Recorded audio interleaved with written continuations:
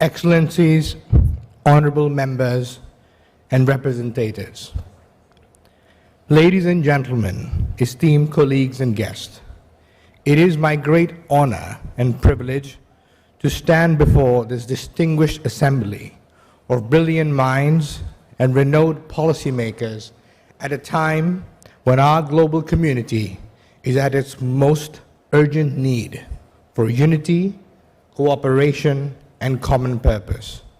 This extraordinary forum, live-streamed around the world, represents the exhilarating realization of a long-standing vision of my wife, Sharon, and I have shared passionately for many, many years. We are everlasting partners in a devoted enterprise of international hope and inspiration, co-conspirators in a fervent advocacy of comprehensive social change and universal accountability, and doting parents committed to the brightest future imaginable for our children, for your children, and for all of humanity. Together, we offer our deepest gratitude to our gracious Indonesian hosts and friends, to the Minister of Defense, Republic of Indonesia, Prabowo Subianto. Thank you.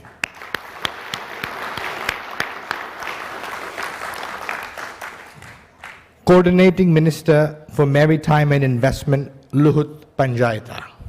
Thank you. To Annie and Hashim Dojo Hadikusumo, thank you very much.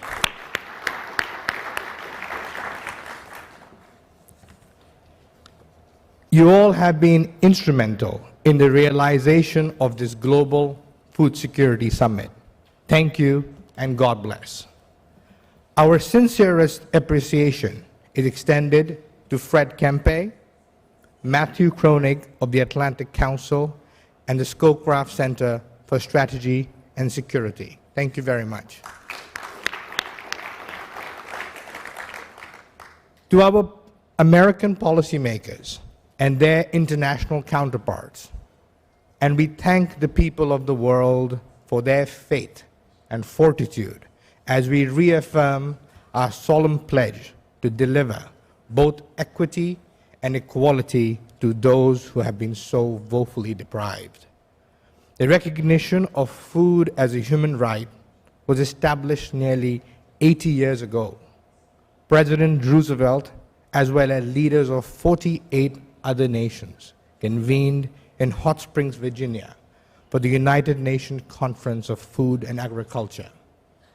This conference was particularly unlike the ones we are all participating in today.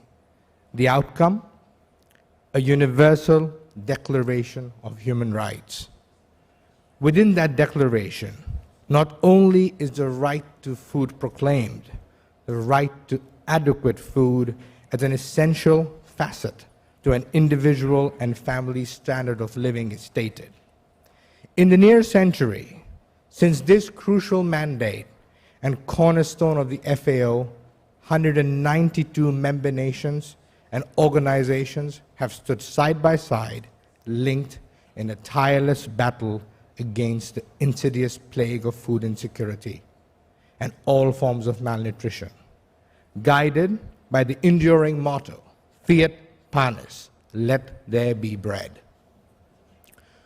Towards that moral imperative, there have been meaningful strides made, critical lessons learned, transformative policies enacted, cutting-edge technologies developed, and a salient goal set to end hunger by 2030.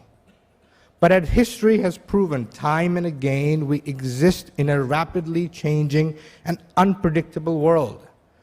The processes established to successfully transport food to where it needs to go before the COVID-19 and before the invasion of Ukraine no longer work. Over the last 3 years, these concerted efforts and best intentions to stem the tide of global undernourishment have stalled. They continue to grow stagnant against the prevalence and extremes of climate change, the the spread of protracted regional conflict, and the economic impact of the pandemic, and the carnage and chaos currently ravaging parts of Eastern Europe. The harsh truths and painful realities of these calamitous setbacks are glaring. And 828 million people worldwide will go to bed hungry tonight. How can it be that in the United States, the wealthiest nation in the world, 1 in every 8 children still go to bed hungry every single night? In my own home city of Los Angeles, every 1 in 5 people experience food insecurity, unsure of when or from where their next meal will be. Globally, 45 million children under the age of 5 are suffering. They are suffering from acute malnutrition, their small bodies chronically deprived of essential nutrients, stunting physical, cognitive, and social development, and making them especially vulnerable to infectious disease and drastically elevated mortality rates. They face educational limitations, behavioral problems, lifetime earning reductions, and a perpetuation of the same vicious malnutrition cycle passed on to their own children. The numbers are staggering, the trends and projections alarming, and the insidious endurance of this most pervasive and devastating human affliction, of which no country or region is immune, remains wholly and consciously and utterly indefensible. Socioeconomic detriments of health explain this cycle. Poverty, race, ethnicity, gender, employment status, education, immigration status are all notable factors. The direct link between these factors and food security is undeniable. Try as some might, there can be no reasonable debate over the breadth of this humanitarian crisis. No credible arguments to be made against the merits of remediated action. No partisan interpretations, conflicting ideologies, or wavering convictions. We must all agree that no man, no woman, and no child should ever suffer through or die from hunger again. Yet, as we all know, there is no quick fix. There is no one-size-fits-all solution. Food security is a complex puzzle of mismatched and missing pieces. The complete picture is an interconnected web of contributing factors explained by the socio-economic determinants of health, each fraught with significant issues of their own. Currently, the greatest world crisis hindering food security is the war in Ukraine. It has affected and impacted the globalized agricultural and energy markets at a time when supply chains were already reeling from the COVID-19 pandemic. Every day, I track and appraise the innumerable impacts this war has had business of global exports. Exports of vital nutrients have been interrupted. Future harvests been put in jeopardy. The energy markets sent reeling, fertilizer prices sent soaring, and the cost of wheat continuing to skyrocket. Russia and Ukraine, two world bread baskets, major producers and exporters of vital commodities and energy, engaged in a conflict that threatens to push many millions and more into poverty and food insecurity. Establishing food and energy security is an urgent issue affecting us now. But the future forecasts are sobering. At this rate, the dire ramification will continue to grow exponentially. The systems that we put in place and the choices we make now will determine the security of our children, and our grandchildren will inherit. Like many of you in the audience, I have tasted the horrors of war, choked on the repugnant stench of violent death and destruction. My work through my company, Unity Resources Group, has taken me to hotspots around the world, where I have borne sad witness to the heroism and self-sacrifice of young men and women slaughtered in the blink of an eye before their earthly journeys had ever begun. I have seen whole families raised, 3 generations decimated in the wake of a contemptible missile strike on civilian targets. And I have watched helplessly as tormented mothers weep over the broken bodies of their murdered children, soaked in their blood, praying for merciful relief from a living nightmare that will never come. I stand before you today as a proud American, devoted to the venerated principles of my country, fallible and human in an imperfect world. I am humbled by the education I have received, the experiences I have had, and the many blessings God has given me. I count each one with eternal gratitude, none more absolute than my ability to consistently put food on my table, to ensure the health and well-being of my beloved family, a luxury of which countless parents around the world are so cruelly deprived. I appeal and relate to you as an anxious father, deeply troubled and guilt-ridden over an inexcusable legacy of widespread confusion, conflict, and chaos all of our children will likely be forced to inherit.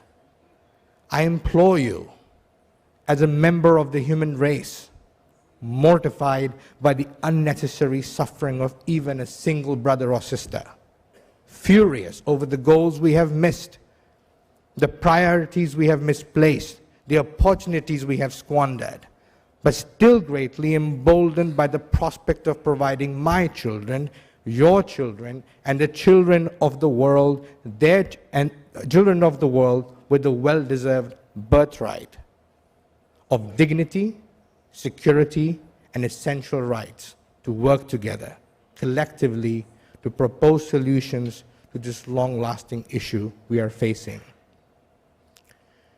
To accomplish this mission, to bring food and comfort to those most in need, we must delay the procrastinations, abandon the rhetoric, and accept unpopular truths as a call to action and not an excuse to passivity. In an idle world where socio-economic factors existed in harmony, void of biases, inequities would be reduced, and chronic illnesses caused by malnutrition's many forms would be mitigated. But that beautiful dream still stands as a tall order. At the Gaurav and Sharon Shrivastava Family Foundation, we will assist in the creation of a new paradigm between food and fuel to the body, and energy as the fuel to the food production system, a new perspective that will drive a propulsive shift to a nutritionally nourished world. We must understand and embrace the symbiotic relationship between food and energy. An unavoidable reality we must bear is that our current food systems are even more reliant on energy than ever before. As a foundation, we are doing our concerted part to illuminate the intersection of food and energy, adding a voice to a crucial conversation about the necessity of energy production to deliver the food to those in need. While we all dream of a near future in which clean and renewable energy is not just a lofty ambition about the everlasting law of the land, I implore you today to entreat to welcome the notion that lines of food production cannot exist isolated from the energy that propels their productivity. It is our human obligation to focus our efforts on the problems we are facing here and now. It is our universal imperative to take immediate action to relieve the men, women, and children who are suffering today, not tomorrow, not next week, and not in 50 years.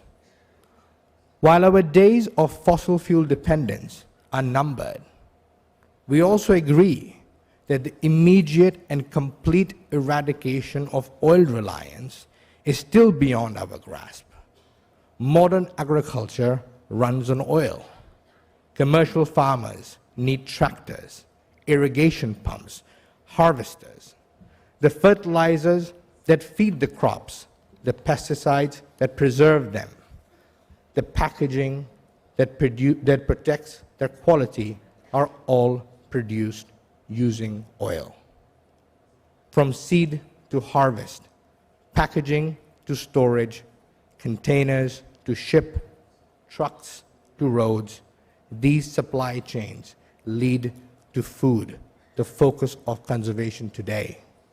Food that cannot be brought to the homes of hungry families so that the mothers and fathers never have to ration their children's food and hear the cries of their hungry child, or give up their own meal so their child doesn't have to experience the pangs of hunger. These are harsh realities. As we diligently march towards the gradual decarbonization, fossil fuels remain our most realistic and expeditious improvisation for addressing the most adverse food system lines to ensure food security.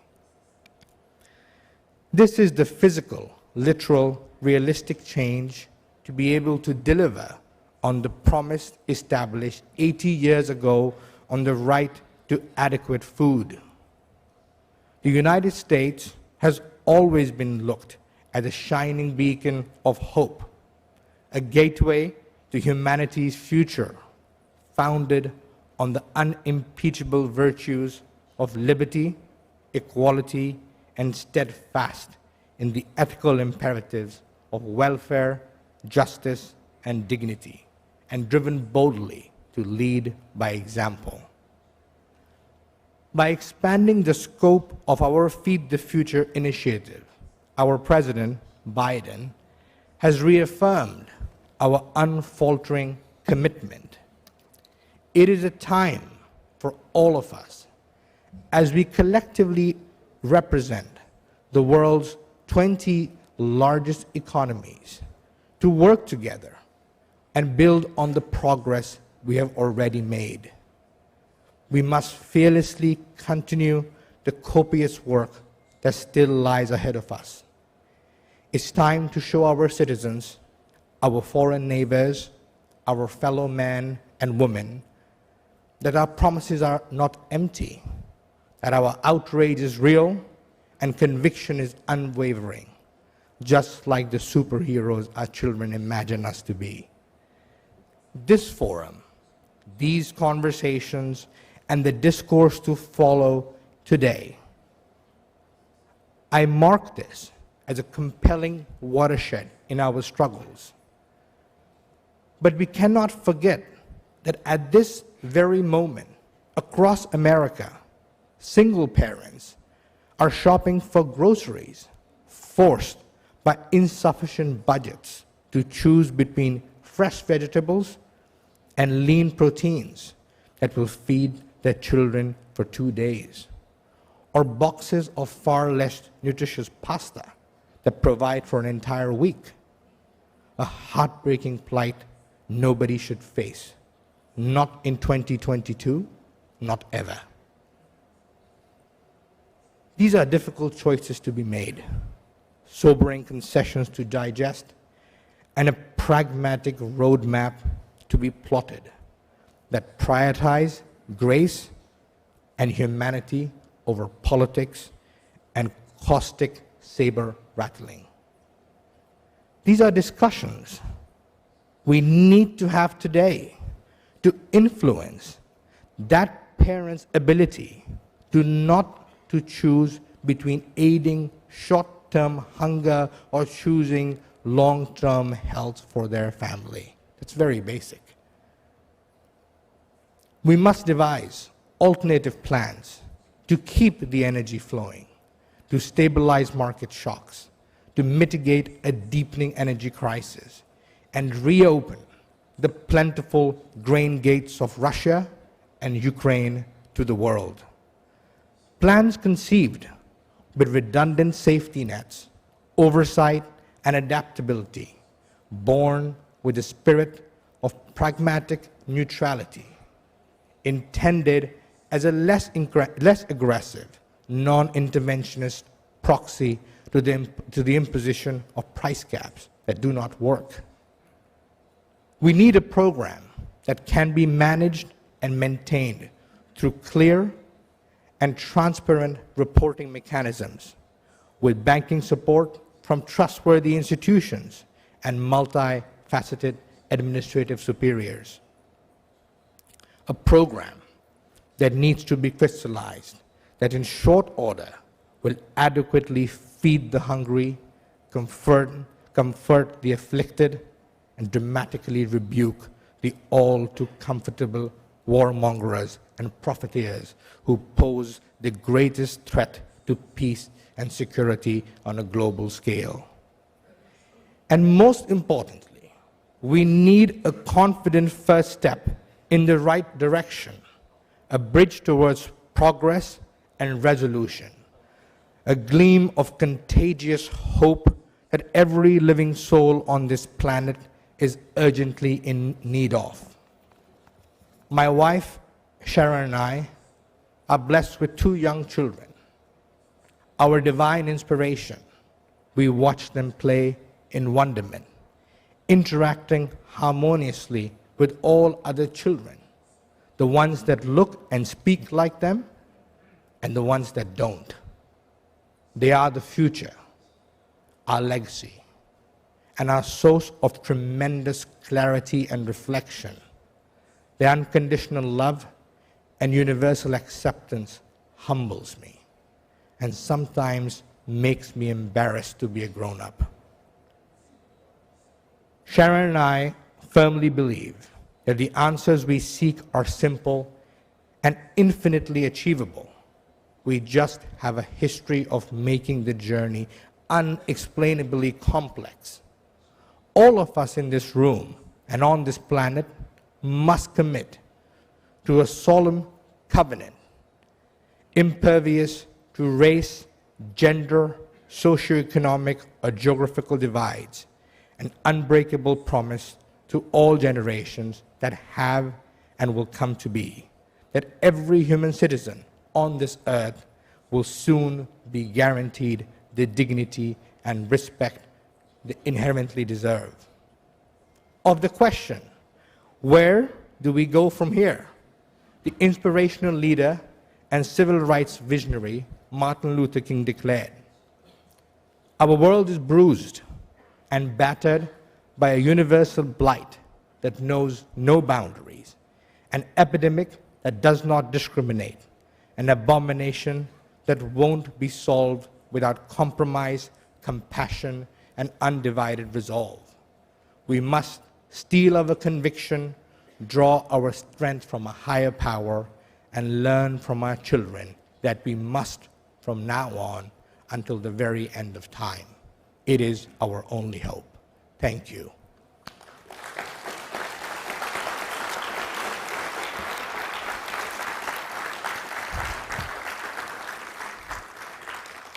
Thank you.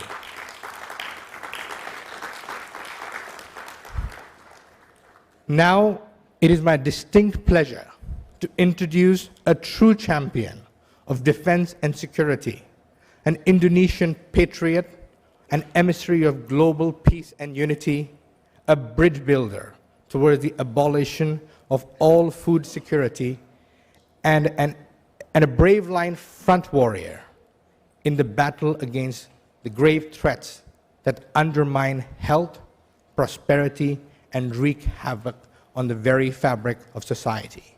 The Minister of Defense, Republic of Indonesia, and my dear friend, Prabowo Subianto.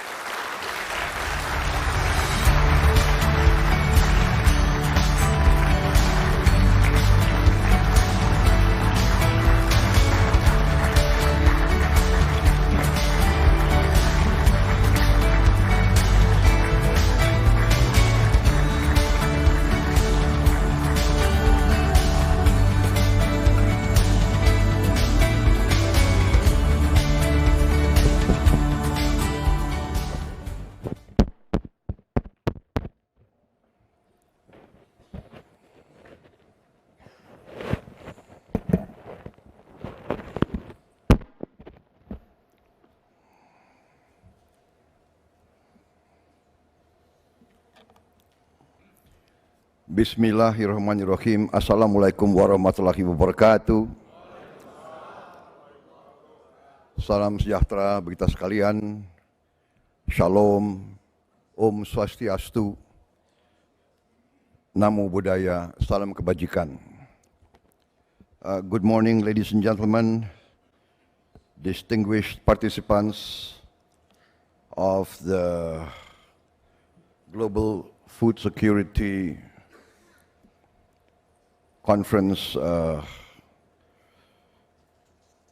organized by the Atlantic Council. I would like to thank the organizers for inviting me to speak, to give some remarks on this topic. Since yesterday, I took note that a lot of participants coming from many parts of the world with their impressive background and expertise in the field of agriculture, food security, and I'm sure by the brief moments I was here, I'm very confident that all the contributions, all the remarks, all the comments, the suggestions, recommendations will, of course, I understand, be compiled, and I think this will be a very valuable contribution to finding solutions for the threat of global food insecurity that is facing our planet. Actually, I would like to thank and commend the initiators of this conference, Mr. Fred Kempe and the Atlantic Council, General Wesley Clark, Mr. Guaraf. I call him Mr. G because sometimes a bit difficult to pronounce your surname. It's also difficult to pronounce my surname.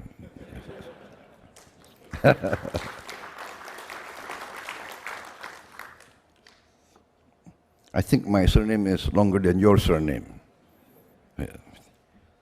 I would like to thank the initiators for this effort. In fact, in my opinion, the main topic of the whole G20 summit should be about food security.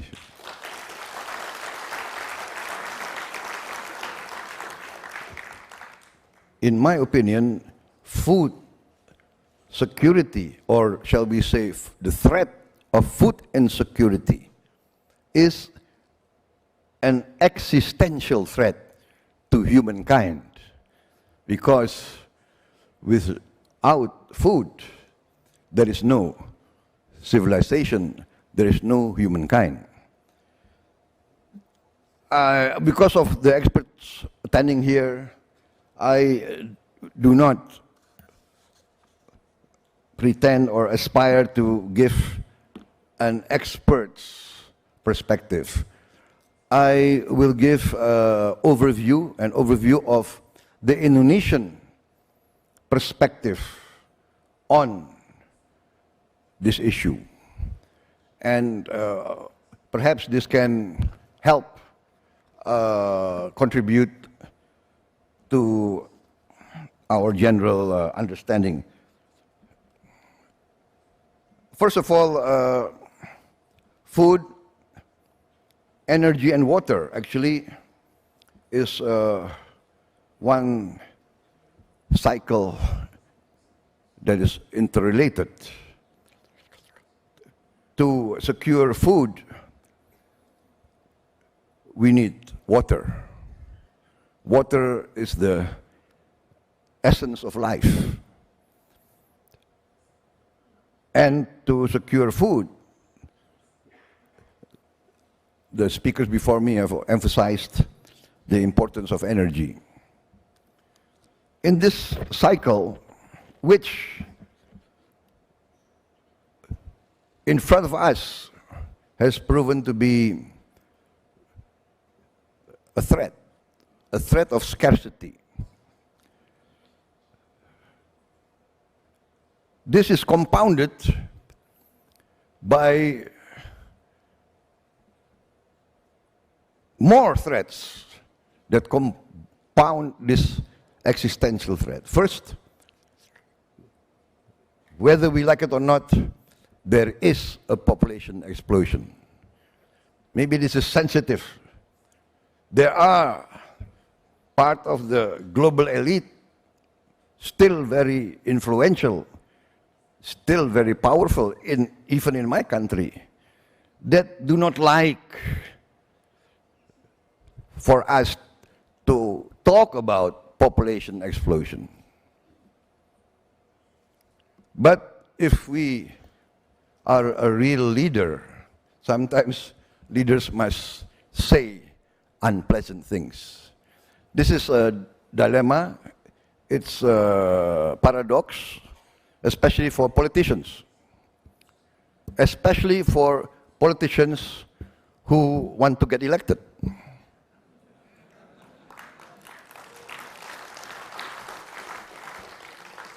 Fortunately, the Indonesian general election and the presidential election is still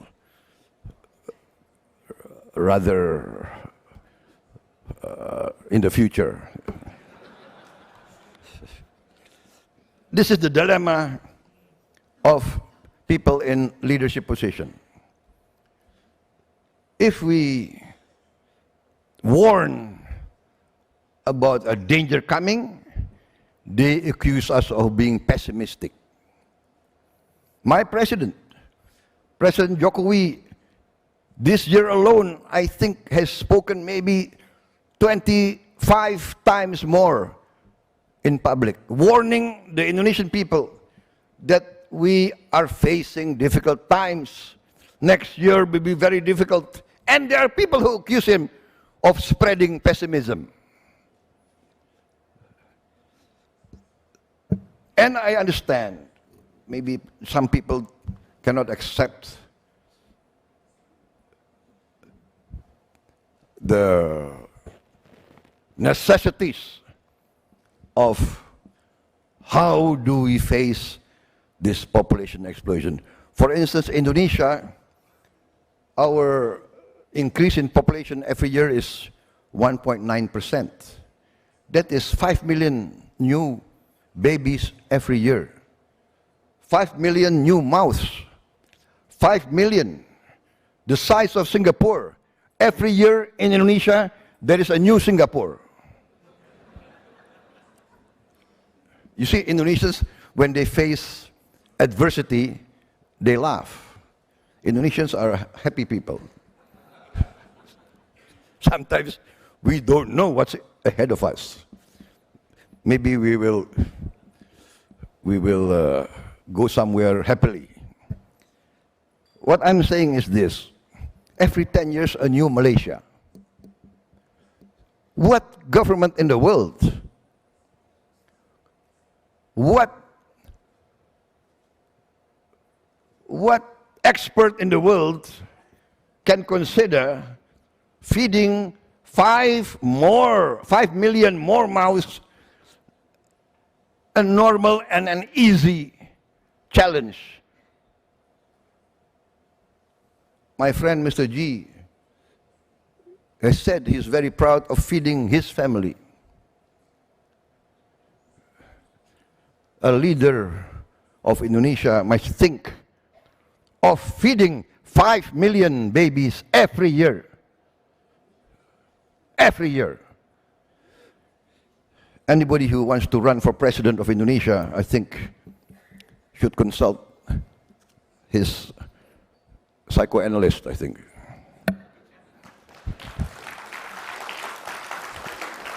The challenges in front of our government is not an easy challenge. But this is not something that we must be afraid of.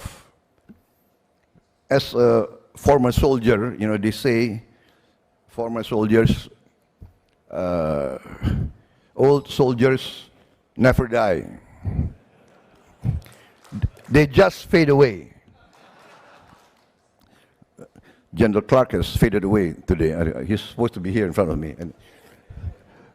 But, you know, many old soldiers, like myself, like General Clark, you know, old soldiers never die.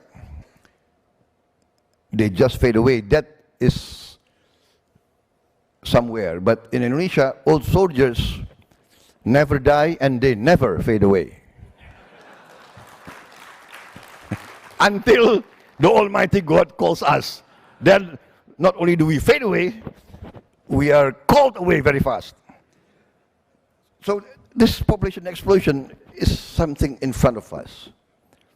5 million jobs, 5 million new spaces in schools, in hospitals. This is the dimension of our challenge. Climate change. We feel it.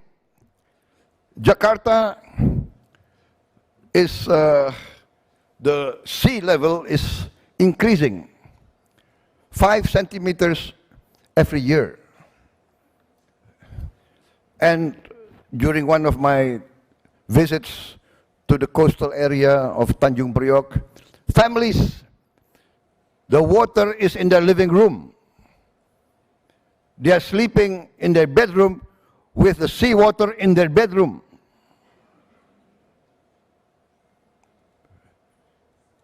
Climate change is not some theory. It is in front of us. In Kerawang, which is maybe, 1 hour from here, the sea has come in maybe already at least 3-4 kilometers. 3-4 kilometers, maybe more. Kerawang lebih banyak ya. Kerawang sudah berapa kilo itu masuknya? Ya.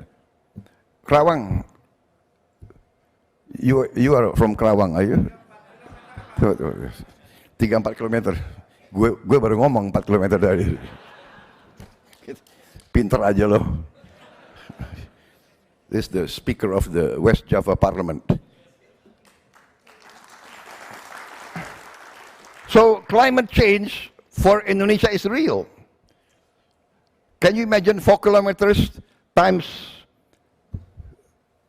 200 kilometers long?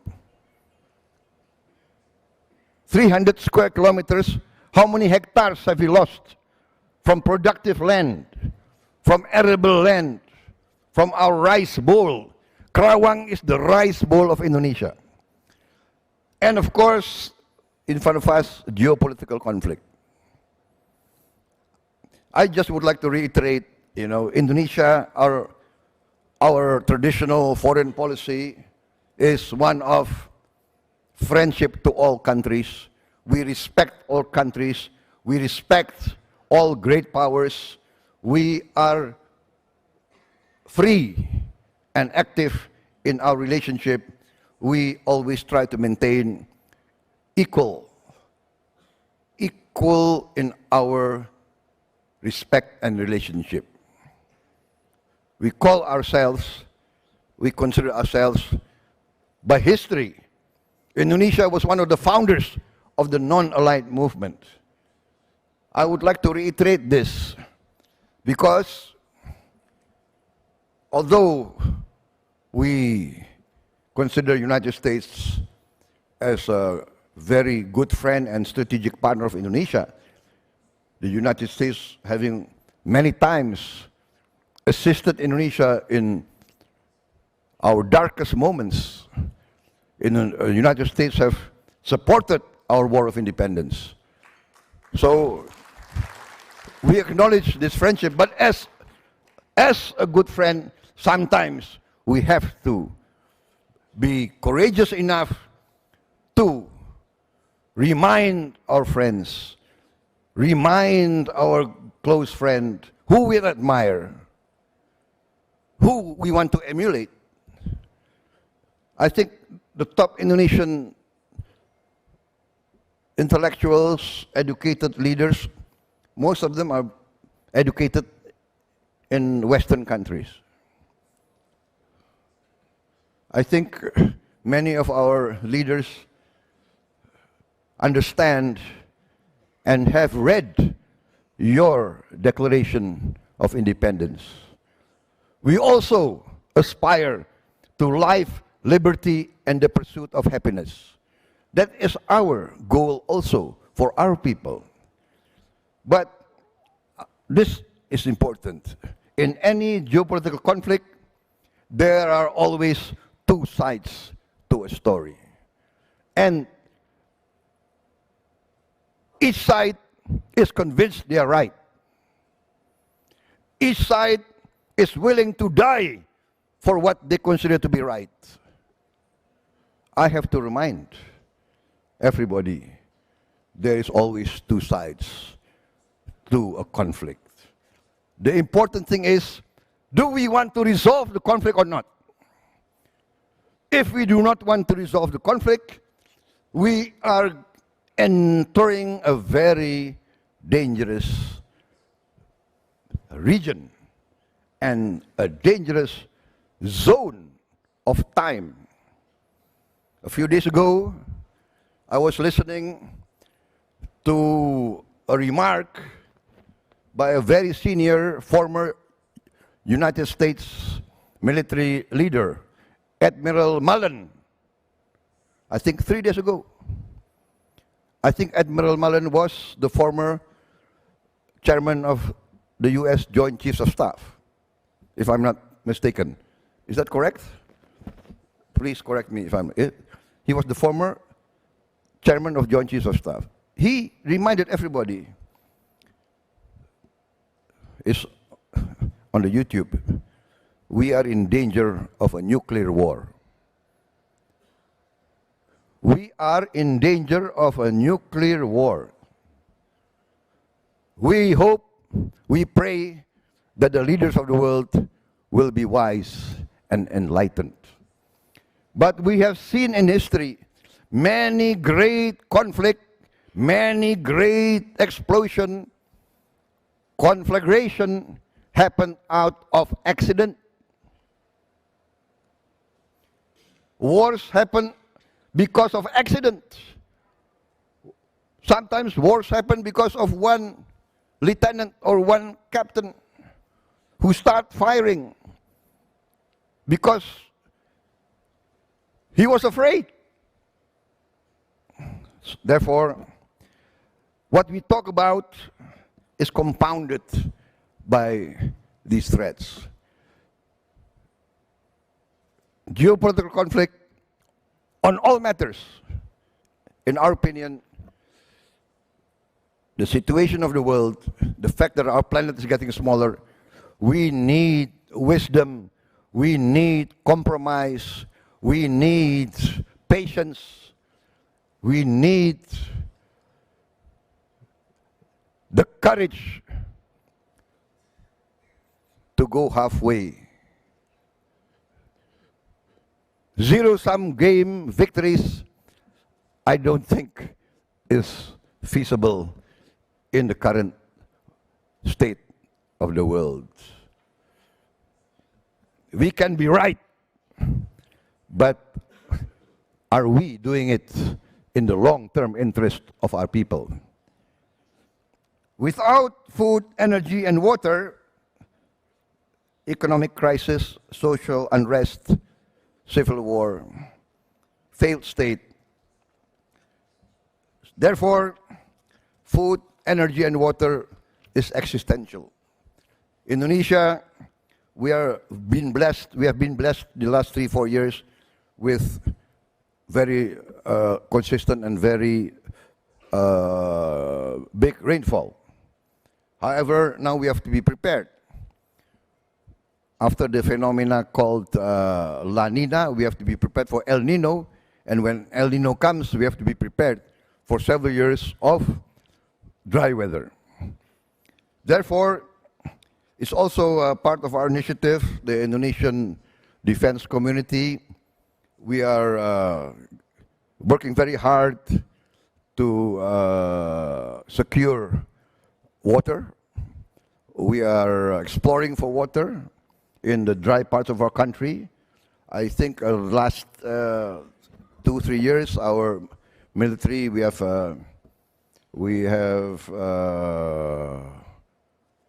drilled and we have made pumps, energy in something like 700 sites. And within this month, our defense university, we have sent survey teams, and we will drill, I think, another 120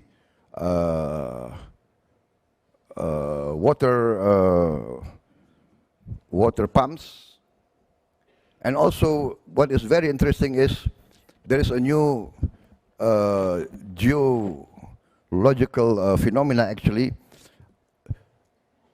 The experts tell us there are underwater rivers flowing to the coast of many of our islands. And this is very, very, very prevalent in volcanic islands. And we are, I think, the largest island groups with volcanoes. There are many underwater rivers flowing every day to the coast. And now our mission is to find where it goes out and then to trap them in flexible pipes and bring by pumps this fresh water to the land, inland to the villages. So actually, the existential threat, there are solutions in front of us, and solutions which are not technologically very difficult for us. It flows every day, every hour. We have also big rivers that are flowing to the sea, and with water management, with water engineering, we can make very, very good use of the water that's available. The key is the will to find solutions. When we talk about food security, there are some things, again, that's unpalatable to be spoken of, but I will say it anyway. Slide selanjutnya. How do we deal with food insecurity?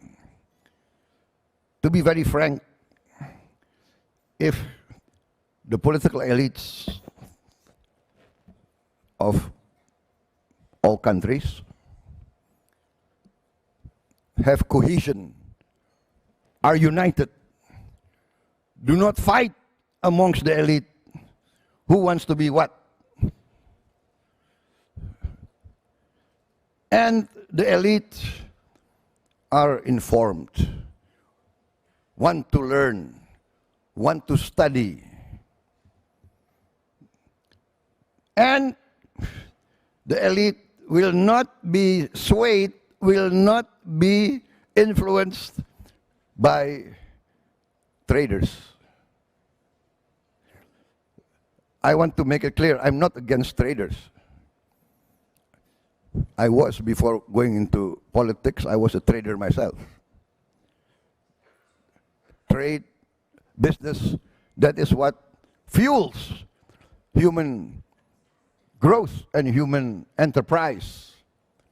But in this matter of food security, sometimes the traders think short term. The political leaders must think long term.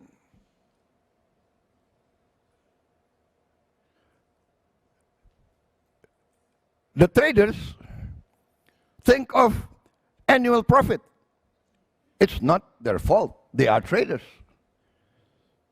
They think of annual profit. Political leaders must think 5 years, 10 years, 25 years ahead.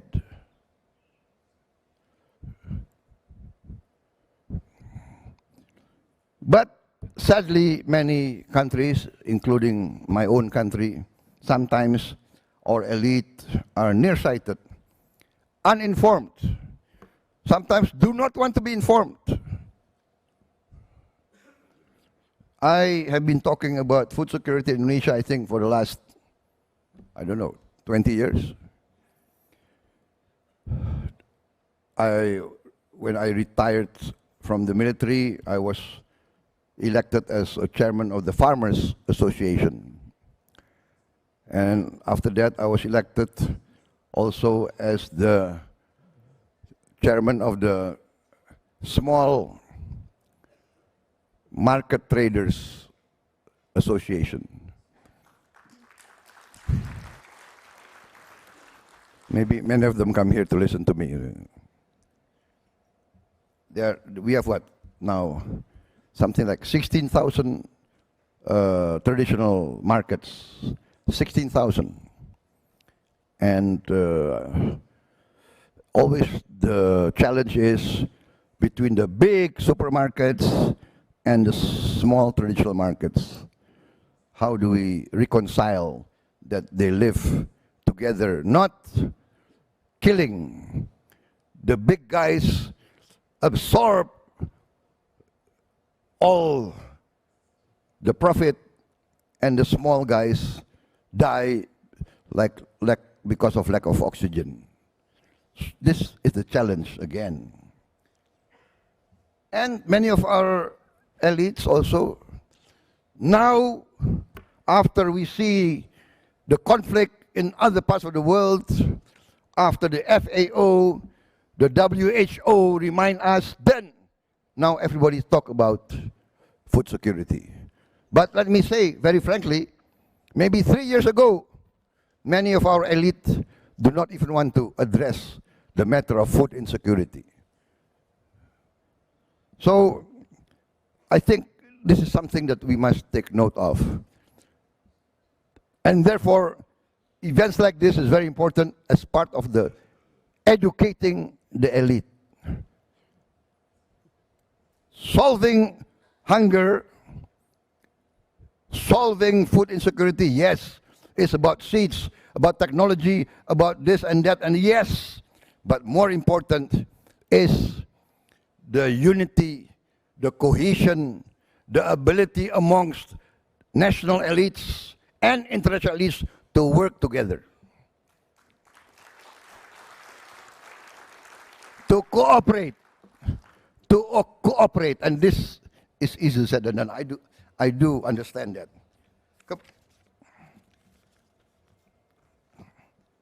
So our goal must be, as all the experts say, feeding 8 billion people. The problem is availability and affordability. The problem is some of the countries have secure supply of calories and secure supply of protein. And that is the challenge, how we can reach zero hunger, which is SDG number 2, the Sustainable Development Goal that we must all aspire to. Here we see the dark green, those countries secure calorie supply, and the dark blue secure protein supply. Food security, the essential thing is also trade, food trade. We see many countries that are reliant on calorie imports. We thank the Almighty God that Indonesia actually, we need not be reliant on calorie imports. We are now self-sufficient in rice. We are also able to produce maize on our own, and we have alternatives to wheat. The other essential element of food security, as everybody has mentioned, of course, is synthetic fertilizer. Half of the world is reliant on synthetic fertilizer. Also, the reserves of potash and phosphate is also not distributed equally around the world. It's concentrated in Canada, Russia, some parts of the world. This will affect global food production, and therefore, once again, let us not be morally upset about the use of food as weapon. Food has always been a weapon throughout the history of mankind. Thousands of years. Wars have erupted to secure food, to secure land, to secure water. So let us be very realistic, ladies and gentlemen. That's why leaders must always calculate the entire spectrum of the threat.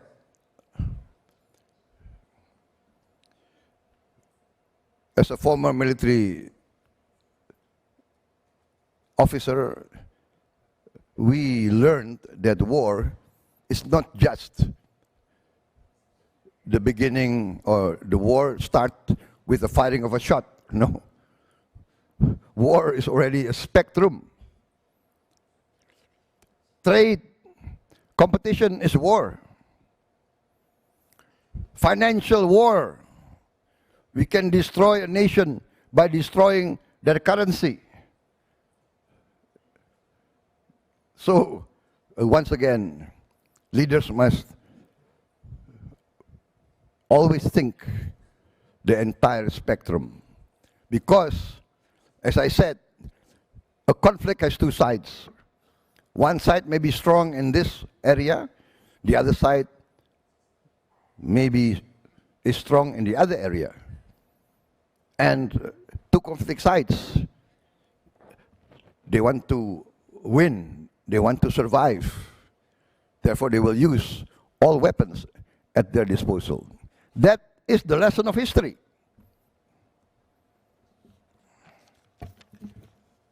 Fertilizer will be strategic.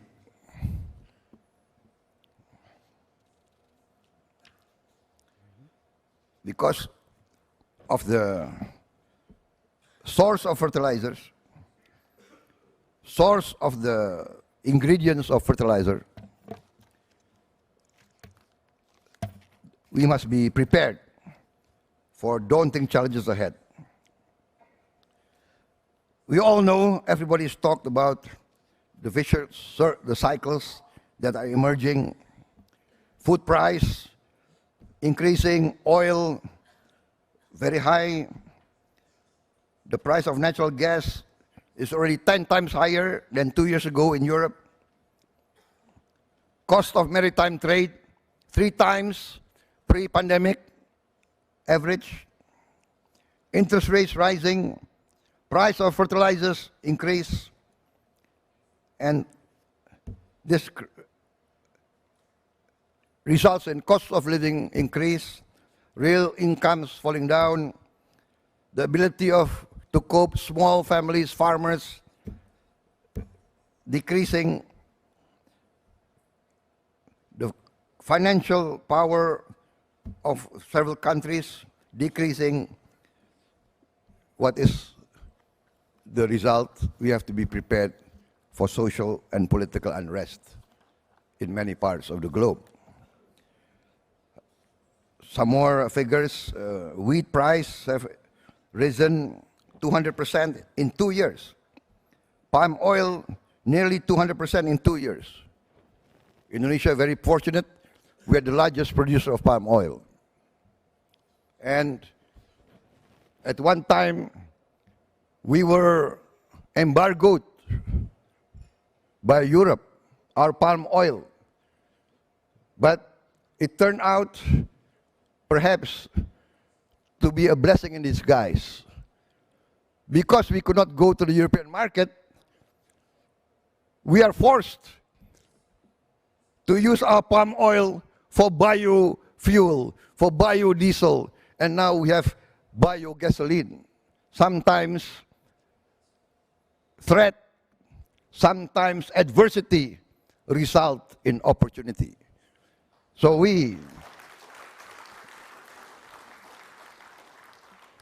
maize, sugar, soybean.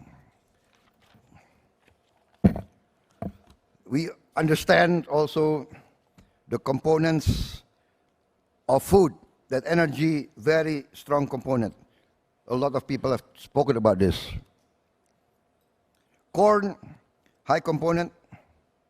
Soybean, wheat, I think nearly 40%, 38% component is energy. Rice, not so high. Peanuts, not so high.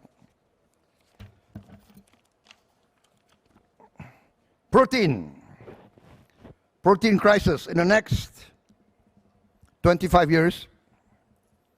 The demand for protein will rise quite significantly from now around 324 million tons a year to nearly 600 million tons. 80% increase in the next 25 years. And like it or not, I think we have to reassess the propensity or our habit of eating a lot of meat from cattle, from chicken, from pork, because the input for 1 kilogram of body weight meat, we need for cattle is 31 kilograms of input. For pork is 10 kilograms, for chicken is 4 kilograms. The most efficient is fish, 2 kilograms, and some even 1.7 kilograms. So the future is actually aquaculture to provide our protein needs. This is force of nature. Those who adapt, those who want to learn, those who want to invest will survive. And actually, the resources are in front of us. Once again, Indonesia is blessed by the Almighty God. We have many challenges, but we have a lot of sea. I think we have one of the largest, the longest coastline in the world. I think maybe Canada and Chile more than us. But Indonesia is, maybe we are second to Canada, I think. The longest coast. Can you imagine how many hectares of aqua farms we can have on the coast and off the coast?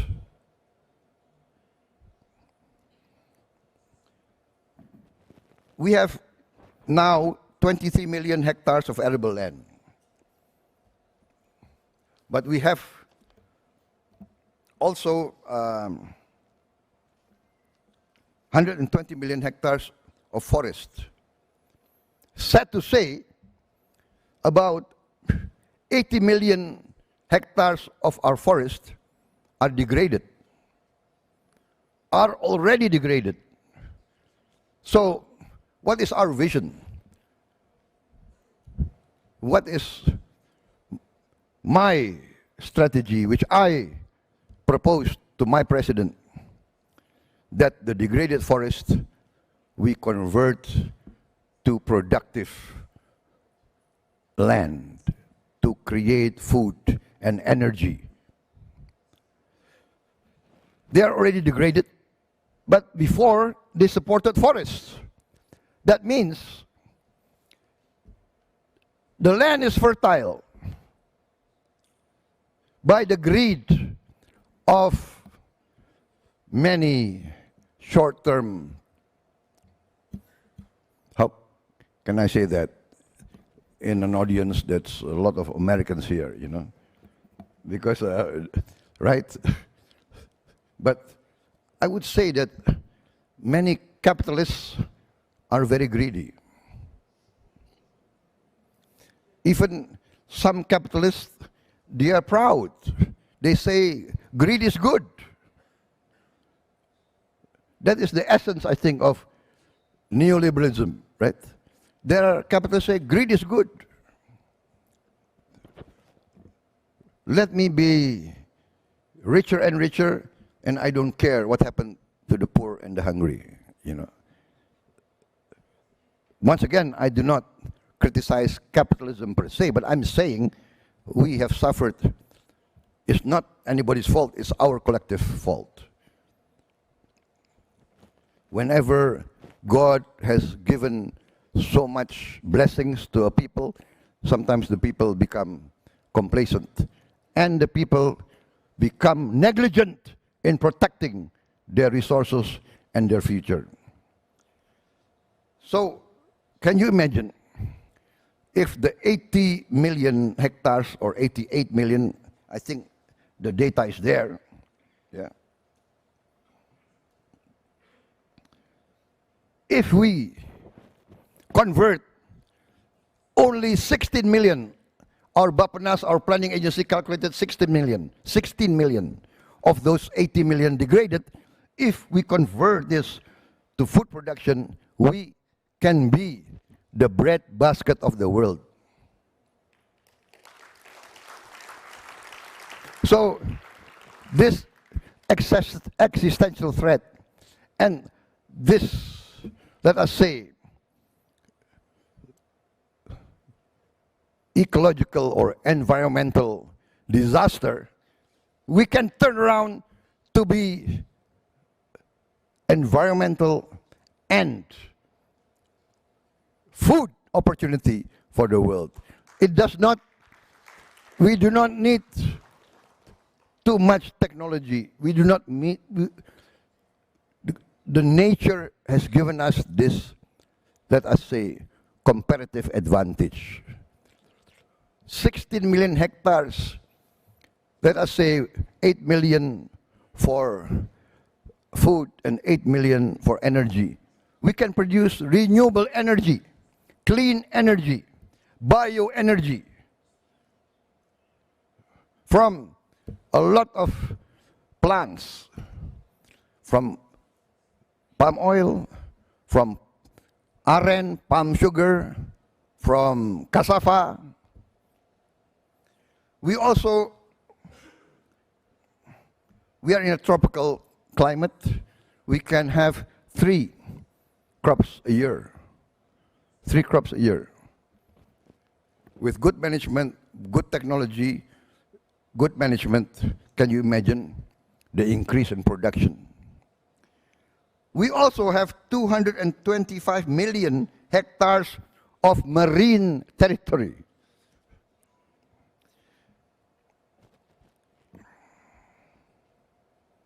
We also have, within that area, there's 23 million hectares of marine protected area. This is the breeding ground where our fish, the fish of the world, come to Indonesia to breed and to lay their eggs. The fish of the world breed in Indonesian waters, lay their eggs in Indonesian waters.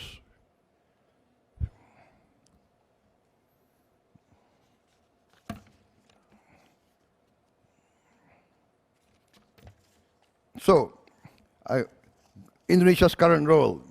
We are now #1 grower of palm oil. We are now #5 grower of cassava, without the additional 16 million hectares of land. We are now the #2 producer of captured fisheries. But we have a vacuum. We have a need for 40,000 fishing boats of 300 gross ton to 500 gross ton. We have a need of 40,000 fishing boats. This is not including the aqua farm that we plan to build. By the way, if any of the participants are still here on the 15th or on the 16th, I will be visiting a fish aqua farm. If any of you would like to join me, I will be very honored if you would like to see that this is not a dream. In the future, we are already, some of our entrepreneurs are already carrying this out. And by the way, making a lot of money. But that is the risk, high gain. To be the pioneer is always very courageous, need courage.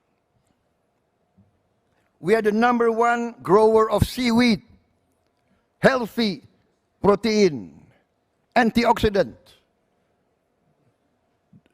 It's against cancer.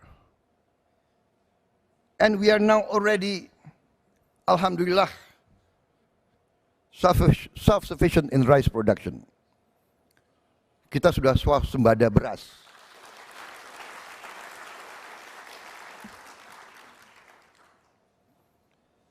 So I think joining Jokowi in this government, I think, was a correct decision on my part. I'm proud that I joined. Much to many opposition from my own party. But as I said, that's the challenge of leaders, right? Sometimes we have to have the guts to choose unpopular positions. At that time, it was popular. At that time, it was unpopular in my own party. But now, they come to realize, oh yeah,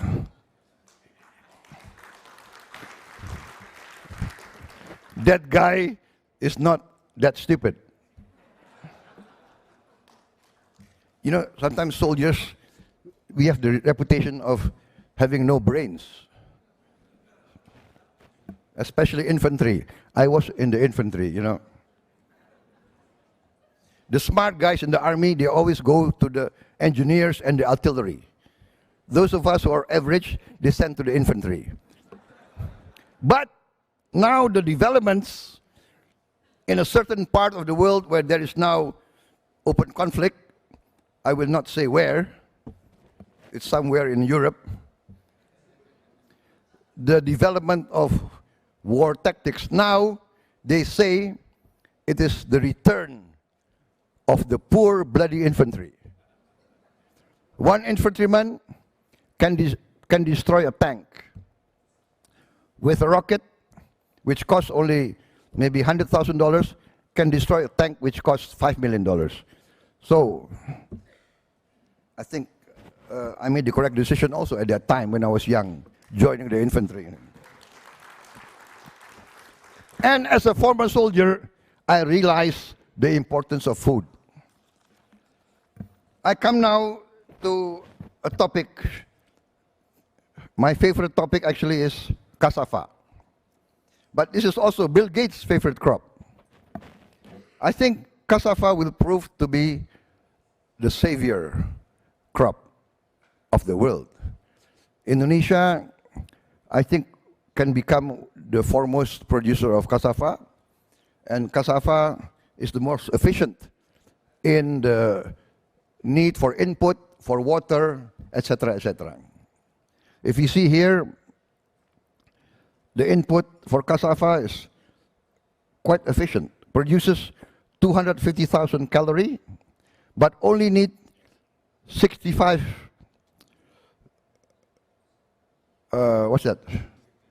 cubic meter of water per metric ton. Considers to rice 1,139, wheat 954, maize 850. Very efficient. Cassava is now a strategic food crop. It can produce the replacement for wheat, for pasta, noodles, etc., bread. Here I've examples.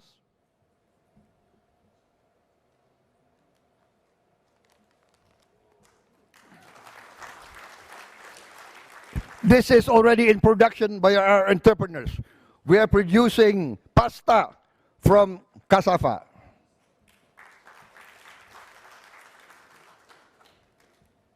Instant noodles, rasa mie goreng, cassava singkong.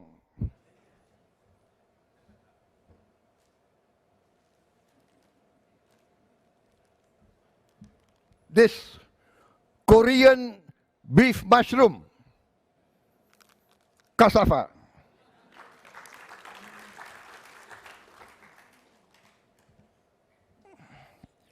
We can produce bioethanol.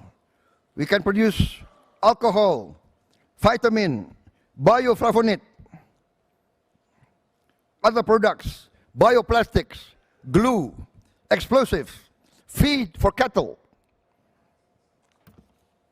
Cassava, very efficient. We have seen that. Health benefits, 100% gluten-free. Low glycemic index. High in iron and calcium.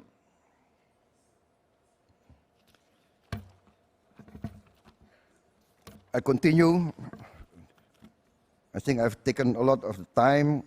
Cassava products already in the Indonesian market. Here we also see we already have the patents for modified cassava. We call it mocaf. We also have the intellectual property rights for the industrial processes. There's already a factory in Bangka producing cassava. I hope the inventor of mocaf, Professor Subagio, please stand up. I hope he's the cassava professor, I think the foremost in the world, working many years in Nigeria, in many parts of the world. And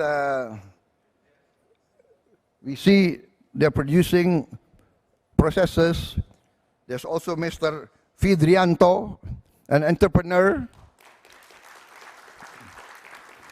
a courageous entrepreneur who pioneered the industrial production of mocaf. So we also now starting producing our logistics strategic reserve. So let me conclude by how I see Indonesia's future role. I think we will be the #1 exporter of wheat flour equivalent, mocaf, from cassava. We will also be the #1 exporter of sustainable marine aquaculture production. We will be the #1 exporter of sustainable shrimp aquaculture production. We do not want to deplete the natural fish. We have to preserve it because we are the breeding ground for many of the fish of the world. We will also be the #1 exporter of sustainable lobster aquaculture production. So we will be in the forefront to produce protein and calorie in the world. We want to be a factor in solving global insecurity threat. And we invite partners from all over the world to join in. Can you imagine? 16 million hectares. How many combined harvesters? How many tractors? How many silos? How many railroads? How many harbors? How many technologies? How many scientists? How many water engineers that we can accept and we can absorb? So we are open. We invite all partners from around the world that I think we can be a factor for growth. Indonesia can perhaps be an additional factor in the growth of the world economy and in really providing solutions to overcome world hunger. In conclusion, you see, they do not give coffee here for me. If they give coffee, maybe I speak for another 2 hours.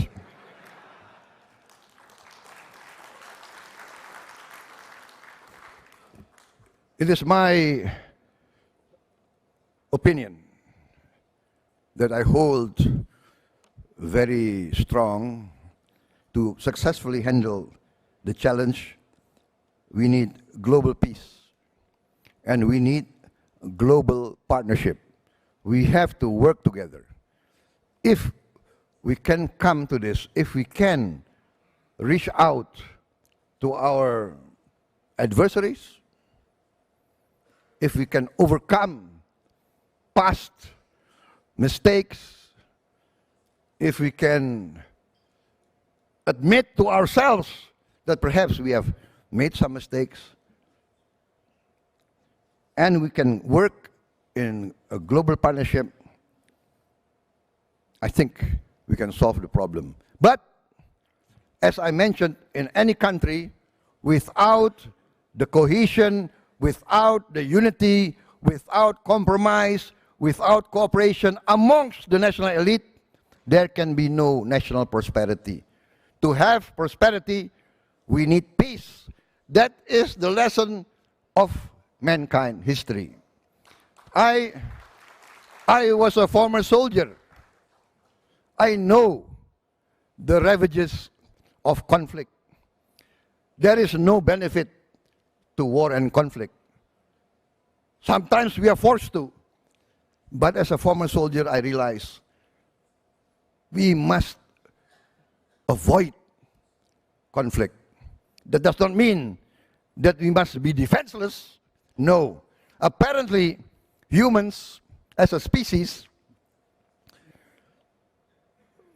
are very prone to domination and to take what is in front of them that is not protected and defended.